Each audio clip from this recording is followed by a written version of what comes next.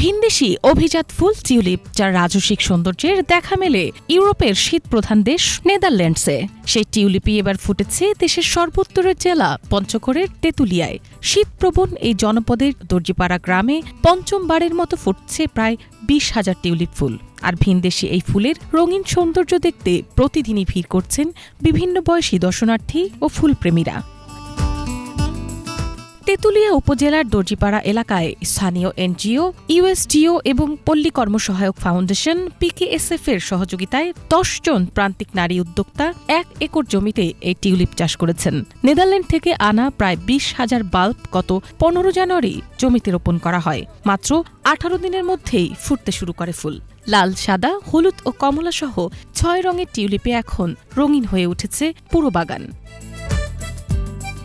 দৃষ্টিনন্দন এই ফুল দেখতে প্রতিদিন দেশের বিভিন্ন জেলা থেকে ছুটে আসছেন দর্শনার্থীরা। কেউ ফুলের সৌন্দর্য উপভোগ করছেন, কেউ তুলছেন ছবি কিংবা সেলফি, আবার অনেকে বাগান ঘুরে দেখার পর ফুলও কিনে নিচ্ছেন। ফুল চাষের পাশাপাশি দর্শনার্থীদের প্রবেশ ফি থেকেও আয় করছেন এই নারী উদ্যোক্তারা।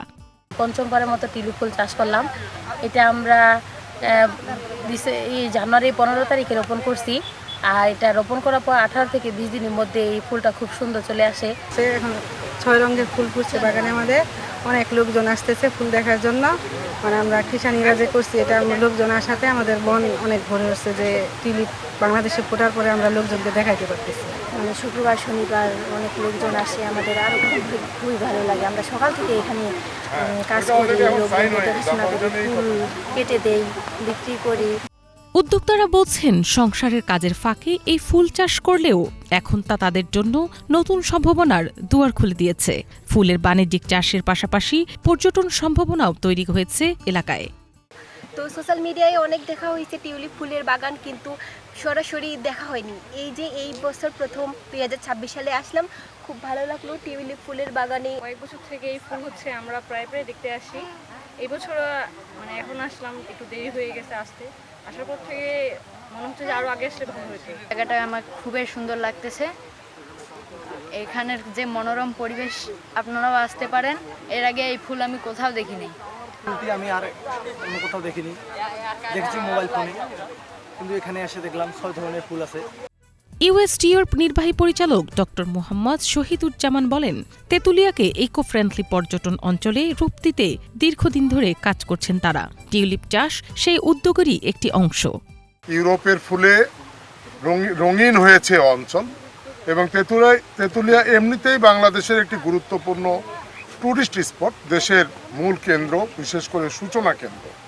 আমরা চেষ্টা করছি দীর্ঘদিন ধরে এই অঞ্চলটিকে আরও বেশি আকর্ষণীয় করে ইকো ফ্রেন্ডলি ট্যুরিজমকে ডেভেলপ করা।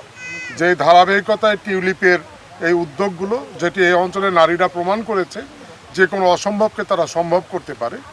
ডিসেম্বর মাসে টিউলিপের বাল্ব রোপণের উৎকৃষ্ট সময়। এই চাষের মাধ্যমে এগ্রো ট্যুরিজম সম্ভব। কৃষকরা আগ্রহী হলে বাণিজ্যিকভাবে এই ফুল চাষে প্রয়োজনীয় সহায়তা দেওয়া হবে বলে জানান কৃষি অফিস। আমরা যারা এখানে এই টিউলিপের সাথে জড়িত তাদেরকে আমরা বারবারই আমরা কৃষি সম্প্রসারণ বিভাগের পক্ষ থেকে পরামর্শ দিচ্ছি যে তারা যেন বাল্বটা আগাম সংগ্রহ করেন এবং জাস্ট ডিসেম্বরের ফার্স্ট উইকের মধ্যে যেন তারা এটা বপন করতে পারেন। এবছর 1 একর জমিতে এখানে টিউলিপের চাষ হয়েছে এবং প্রায় 15 থেকে 20 হাজার এখানে টিউলিপের বাল্ব লাগানো হয়েছে এবং প্রত্যেকটা ভ্যারাইটি কিন্তু খুব সুন্দর ফুটছে। মানে আমাদের দেশের যদি টিউলিপের যদি আবহাওয়া আপনারা যদি জানতে চান, তাহলে কিন্তু আমাদের এই পঞ্চগড় তেঁতুলিয়াকেই বেশি।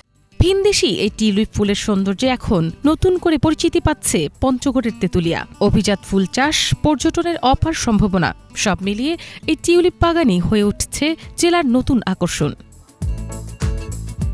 Banglavision news desk.